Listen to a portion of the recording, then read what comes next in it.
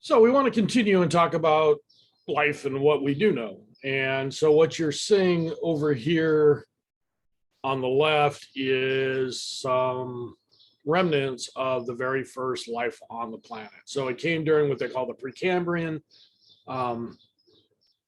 And what I want you to know is we believe the oldest prokaryotes on Earth are at least 3.5 billion years old.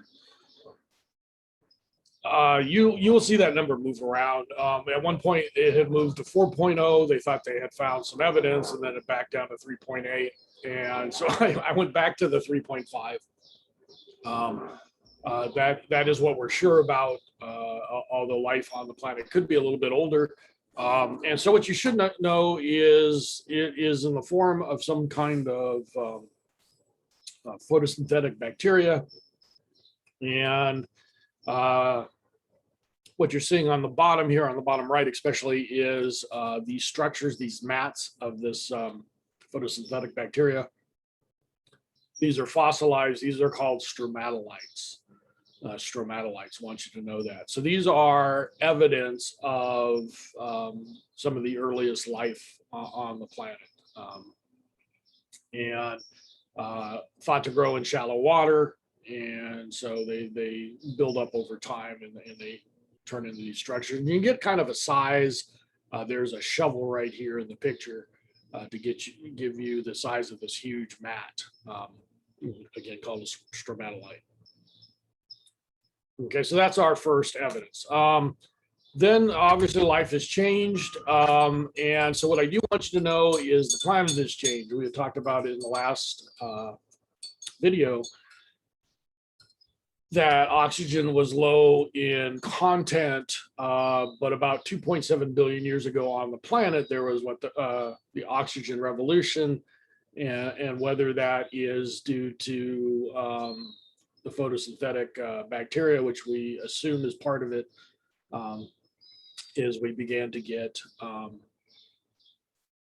oxygen. And you can see in this rock, all this red right here, this is oxidation. This is, what causes rust. And so this is evidence that oxygen was present in the form of these minerals. The pin here is again here for size.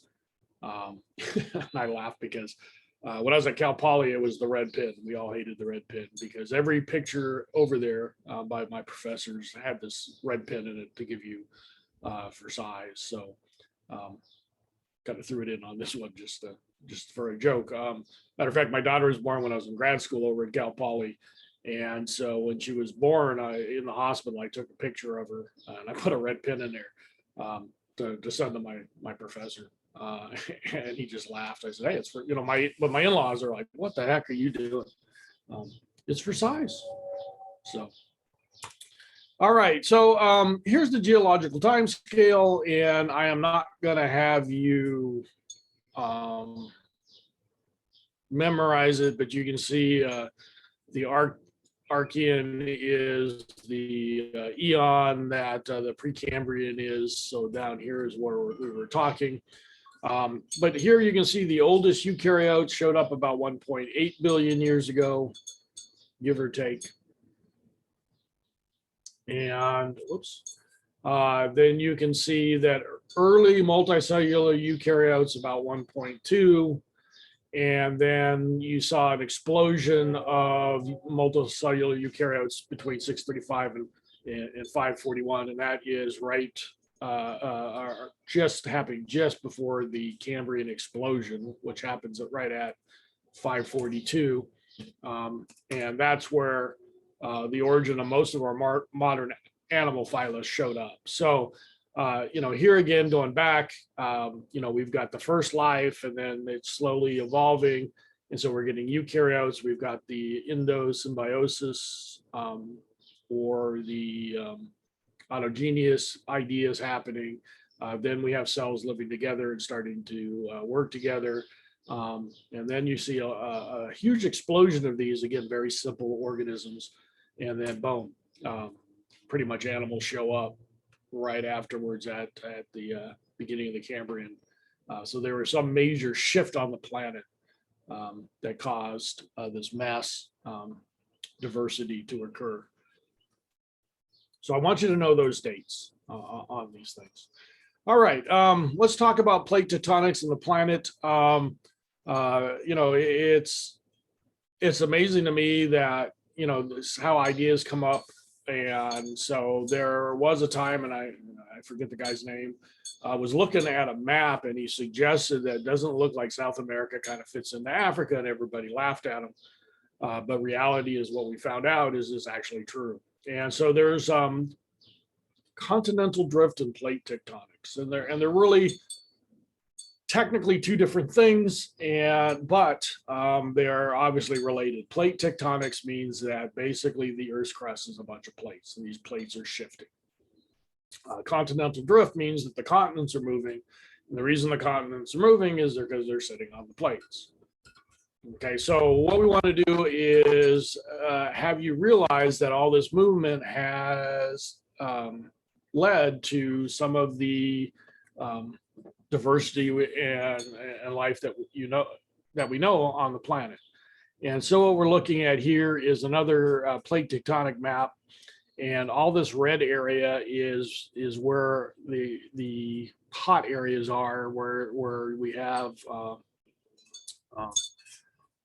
huge seismic activity. And you can see here, this is you know, out here is the Ring of Fire. And if you watch right here, you can see our coast.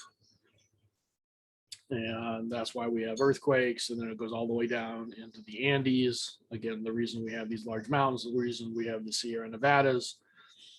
And so anyway, these are the edges of the plates, basically. All right, and then if very famous picture, I don't know if you've seen this picture before, but that is the plate we live with, and that is the San Andreas Fault, taken from above. And that is what causes lots of the earthquakes on our coast, or, you know, sometimes they come off these minor fault lines. But this is the large fault line, and this is the line that fault line that we expect to cause the next major earthquake in Southern California and Northern California for that matter. All right, so let's look at life's history. You know, again, the continental drift idea. What I do want you to know is Pangea, 252 million years ago, the landmass was one big happy landmass. So one big huge island, everything could move and shift.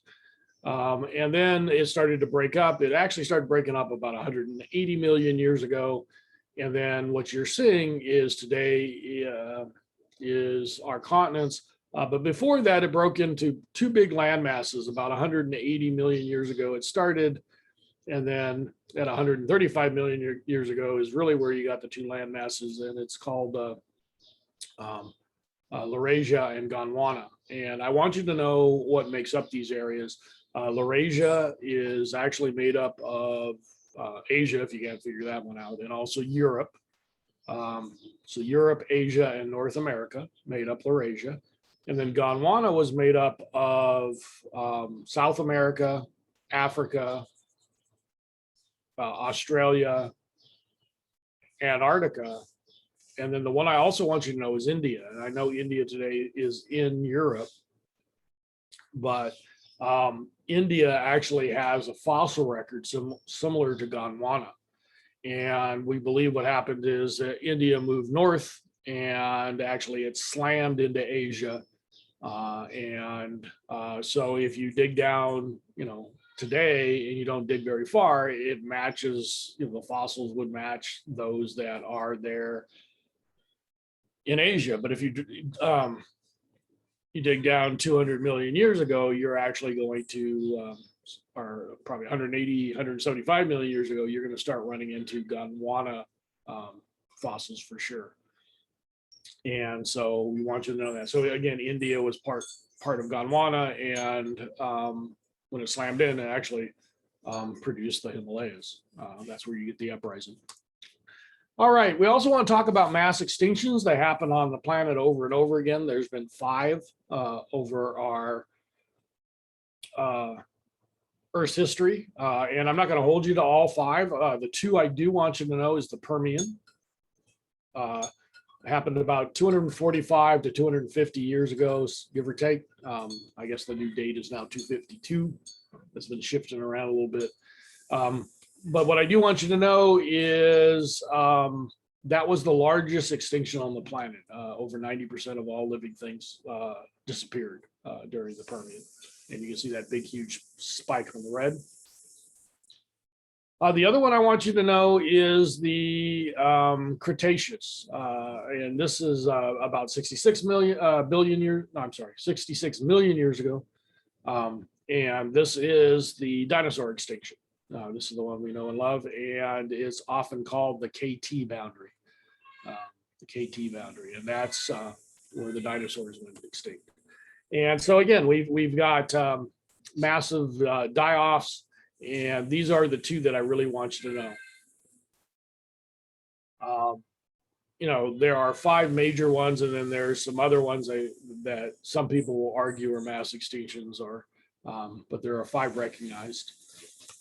And here's what I was talking about, the KT boundary. The dinosaurs, we believe now, disappeared because a meteor slammed into the Caribbean Sea near the Yucatan Peninsula, and brought up enough dirt and dust and whatever to basically almost match a kind of a long winter, and we believe that was what caused the slow decline of the dinosaurs. And there's evidence of that. They are also looking for evidence, and they think they might have found evidence for the Permian one also. Same thing, another meteor. The problem is it happened on land. And so the evidence is covered with trees and plants, and so it's a little bit harder, but there are some people arguing they think they might have found another one. So I do want you to know that. And then the last idea behind this is where we get new life is this adaptive radiation. And the idea here is we haven't really talked about it yet, but habitat is where an organism lives. And there's a thing called a niche, and that's the role an organism plays within that environment. And so what happens is when you've got things like dinosaurs going extinct, all of a sudden you have all these niches, all these jobs and roles that are vacated. And so something needs to fill the void. And so that's when you get the adaptive radiation. When the dinosaurs disappeared, we saw that. What we saw was a major explosion of birds, mammals, and insects. They were around when the dinosaurs were around. But there weren't many of them because, again, the big bad dinosaurs running around eating things. But when they disappeared, all of a sudden you saw this big explosion in these species to fill those new niches. And so, again, adaptive radiation would be the Galapagos finches. You have an island that did not exist. It eventually rose out of the ocean. There are no birds on it. And so what happened is, we believe, is some ancestral seed-eating ground finch from probably Ecuador got there. And they started to breed and breed and breed. And what happened is they started filling the niches on that island. And it comes to the idea that these 14 finches are the ones that survived or came. So this all came from a single species over a long period of time, and they adapted into different niches. We have the insect eating, we have the seed eating, we have the cactus seeds and parts, and then we even have fruit eating birds. So all of these, we believe, evolved from a single species. And we'll stop the share. Stop the recording.